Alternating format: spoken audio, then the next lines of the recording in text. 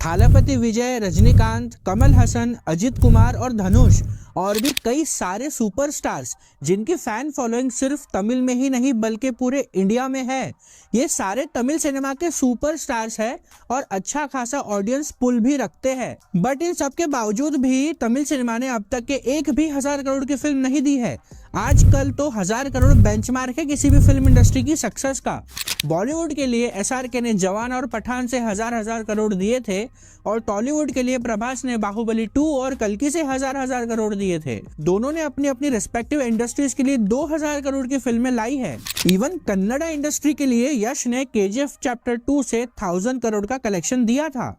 सिर्फ तमिल सिनेमा ही ऐसी इंडस्ट्री है जिसने अभी तक ऐसी सक्सेस नहीं देखी है।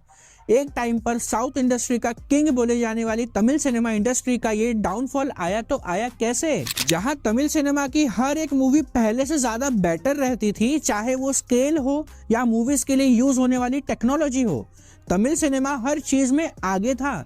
तो फिर ऐसा क्या हुआ कि तमिल सिनेमा की क्वालिटी में इतना मेजर डिफरेंस आ गया? 5 ऐसे इंपॉर्टेंट रीजंस शेयर करूंगा जिनके कारण आज तमिल इंडस्ट्री की इतनी बुरी हालत है। 4th और 5th रीजन तो इतना ज्यादा इंपॉर्टेंट है कि अगर उन मिस्टेक्स को तमिल सिनेमा अभी के अभी ठीक कर ले तो उनकी अगली ही फिल्म 1000 करोड़ से ज्यादा की कमाई कर लेगी। इसलिए लास्ट के पॉइंट्स बिल्कुल भी मिस मत करना और चैनल को सब्सक्राइब करके जल्दी से 500 सब्सक्राइबर्स मेरे करवा दो।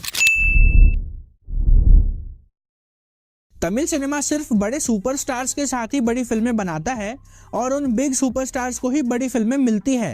रजनीकांत, कमल हसन, थालापति विजय और अजित के साथ ही अच्छी मूवीज बनाई जाती है। कोई न्यू एक्टर को मौका नहीं दिया जाता। मेगा बजट फिल्में तो मोस्टली रजनीकांत और थालापति विजय के हाथ में ही आती है। ये नहीं होना चाहिए। This needs to stop. Tamil cinema को छोटे हीरोज पर भरोसा करना चाहिए। अब आप बोलोगे कि कोई नॉर्मल एक्टर को लेंगे तो फिल्म का बस कैसे बनेगा? तो उसका जवाब एक एग्जांपल से देकर समझाता हूँ। दूसरी इंडस्ट्रीज में छोटे हीरोज ने भी बड़ी हिट्स दिए हैं। जैसे बाहुबली से पहले प्रभास कोई बड़ा हीरो नहीं था। स्पेशली नॉर्थ ऑडियंसेस के लिए प्रभास कोई नॉर्मल साउथ एक्टर ही था। लेकिन बाहुबली की सक्सेस के बाद now he is one of the biggest and profitable pan India star. उसके पास 2000 करोड़ की फिल्में हैं। वो जिस प्रोजेक्ट को छू लेता है वो तुरंत 500 करोड़ का प्रॉफिट दे देती है। और तो सिर्फ तेलुगु इंडस्ट्री ही नहीं, कन्नड़ा इंडस्ट्री ने भी ये रिस्क लिया। केजीएफ से पहले यश का नाम किसी को नहीं पता था, लेकिन अब उसके पास भी 1000 करोड़ की फिल्म है। क्या पता कोई न्यू तमिल एक्टर या कोई छोटा एक्टर वर्ल्ड क्लास मूवी के साथ 1000 करोड़ की फिल्म दे दे तमिल इंडस्ट्री को, जो ये तमिल बिग एक्टर्स आज तक नहीं कर पाए। आई नो रिस्की है, बट रिस्क है तभी तो सक्सेस है। तेलुगु सिनेमा में भी चिरंजीवी, महेश बाबू और नागार्जुना जैसे बड़े हीरोज हैं।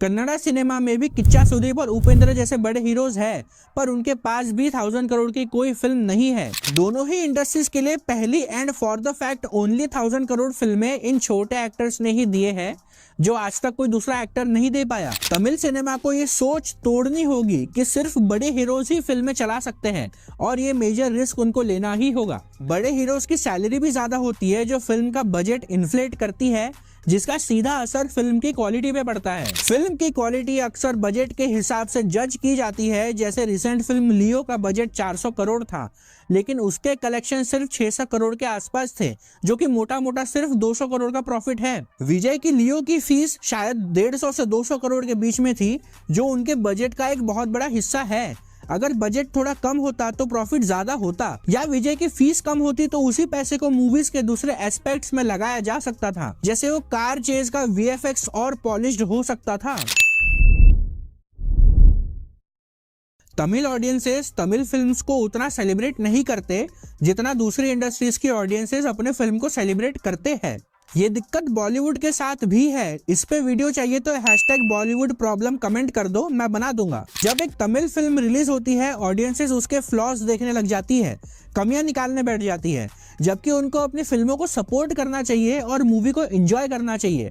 दूसरी तरफ जब दूसरी इंडस्ट्रीज में फिल्में रिलीज होती है, ऑडियंसेस उसे सेलिब्रेट करते हैं, चाहे वो फिल्में कैसी भी हो। इसका सबसे बड़ा एग्जाम्पल है आदि पुरुष, वाहियात मूवी, पर प्रभास के फैंस ने कितना सपोर्ट किया था उस मूवी को।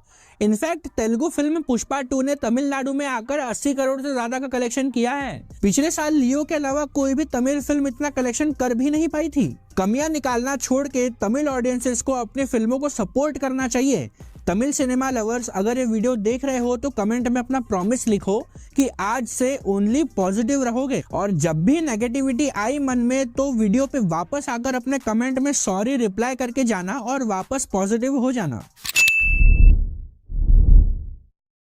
तमिल सिनेमा अक्सर वाइड रेंज स्टोरीज पर फोकस करता है, जबकि दूसरी इंडस्ट्रीज ने लार्जर देन लाइफ नैरेटिव के साथ सक्सेस हासिल कर लिया है। फिल्में जैसे बाहुबली, RRR और KGF सभी सक्सेसफुल हुए हैं क्योंकि ये ऑडियंसेस से रिजोनेट करती है, एक आम आदमी से कनेक्ट है इन फिल्मों में। ऑडियंसेस अब ऐसी ही मूवीज देखना ज्यादा पसंद करती है। अब जरूरी नहीं है कि कंटेंट चलेगा, आप ओवर द टॉप मूवी बनाओ, वो जरूर पैसा छापेगी।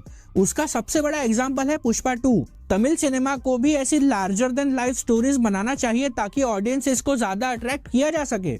अब आप कमेंट करोगे कि तमिल मूवीज की क्वालिटी और कंटेंट बाकी सबसे बेटर होती है, हमें नहीं चाहिए 1000 करोड़। तो भाई इस पे मैं बोलूंगा कि तमिल इंडस्ट्री एक इंडस्ट्री है, प्रॉफिट्स पे ही चलेगी।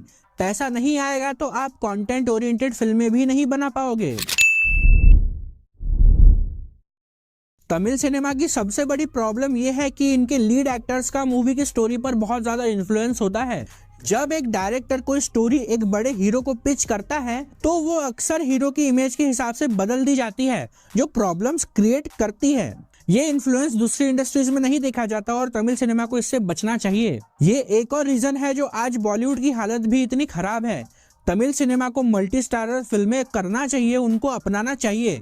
दूसरी इंडस्ट्रीज ने मल्टी स्टारर फिल्मों के साथ सक्सेस हासिल किया है। तेलुगु ने RRR से, और अब बॉलीवुड भी वॉर 2 में ऋतिक और जूनियर NTR को साथ में लाने वाला है, लेकिन तमिल सिनेमा ने इसको पूरी तरह से एक्सप्लोर किया ही नहीं है। अगर बड़े हीरोज जैसे रजनीकांत, कमल हसन, थलपति विजय या अजित कुमार एक फिल्म में साथ आते हैं तो ये फिल्में जरूर सारे रिकॉर्ड तोड़ सकती है। तो फिफ्थ एंड मेन रीजन है तमिल सिनेमा का 28 डेज OTT डील का लफड़ा। तमिल इंडस्ट्रीज की मूवीज की OTT से डील होती है 28 डेज की, पर नॉर्थ के नेशनल चेन ऑफ मल्टीप्लेक्सेस ने साफ बोला है कि 56 डेज का विंडो रखोगे तो ही नॉर्थ में मूवी रिलीज होगी, वरना नहीं होगी।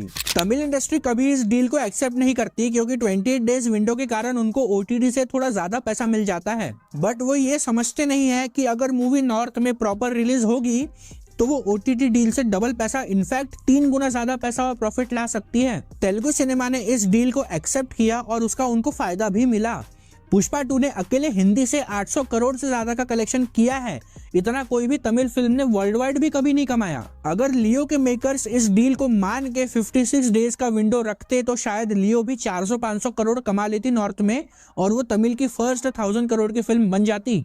तो मोटा मोटा हमको ये सीखने मिलता है कि तमिल सिनेमा को ये 5 चीजें अपनी अगली ही बिग मूवी में कर लेनी चाहिए, और मैं गारंटी देता हूँ कि वो फिल्में 1000 करोड़ करेगी ही करेगी।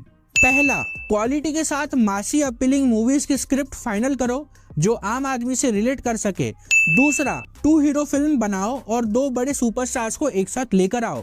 तीसरा, फिल्म का बजट बैलेंस करने के लिए एक्टर्स को फीस ना देकर प्रॉफिट शेयरिंग में हिस्सा दो, जैसे बॉलीवुड में किंग खान करते हैं। वो फीस नहीं लेते बल्कि मूवी के प्रॉफिट में से हिस्सा लेते हैं। इसके कारण मूवी पे और ज्यादा बजट खर्च किया जा सकता है, जिससे क्वालिटी बढ़ती है। चौथा, छोटे एक्टर्स को मौका दो, चाहे वो साइड रोल्स में ही क्यों ना हो। उनका कैरेक्टर भी इम्पैक्टफुल रखो, वैसे तरीके से लिखो ताकि ऑडियंस उनसे भी रिलेट कर पाए और उनका भी ऑडियंस बेस में नाम बने, जिसका फायदा उनको नेक्स्ट टाइम मेन लीड में कास्ट करके तुमको मिल सकता है। और सबसे मेन और सबसे इंपॉर्टेंट 5वां, नॉर्थ में OTT डील ना करके थिएटर्स ओनर से डील करो। OTT पे 56 डेज वाली डील करो, पैसे कम मिलेंगे बट आपको नॉर्थ के नेशनल चेन ऑफ मल्टीप्लेक्सेस में मूवी रिलीज करने की परमिशन मिल जाएगी, and then sky is the limit. मैं गारंटी देता हूँ ये सारी चीजें तमिल इंडस्ट्री अपनी नेक्स्ट मूवी में ही कर ले तो वो movie I don't know 2000 crore भी कर सकती है। बट अभी के लिए तमिल सिनेमा चैलेंजेस फेस कर रहा है, लेकिन इन इश्यूज को एड्रेस करके ये अपने पुराने ग्लोरी में वापस आ सकते हैं, और 1000 करोड़ फिल्में अचीव करना कोई बड़ी बात नहीं रहेगी फिर इनके लिए। अगर ये वीडियो यहाँ तक देख रहे हो तो पक्का आपको वीडियो पसंद आई है तो प्लीज चैनल को सब्सक्राइब कर दो, पैसे थोड़ी लगते हैं। कोई मुझे सब्सक्राइब नहीं करता।